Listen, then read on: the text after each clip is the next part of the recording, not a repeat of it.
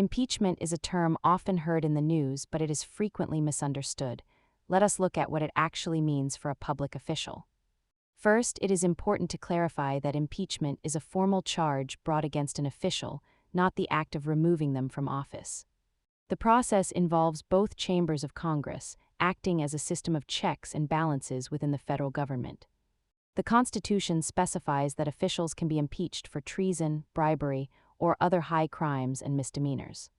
Most people confuse impeachment with removal, but they are actually two very different steps in the process of holding a president accountable. The House needs a simple majority to impeach, but the Senate requires a two-thirds supermajority to convict and remove an official. At its heart, the process serves as a constitutional safety valve to protect the integrity of government institutions. Understanding these mechanisms helps you follow national events with more clarity. Subscribe for more breakdowns of how our systems work.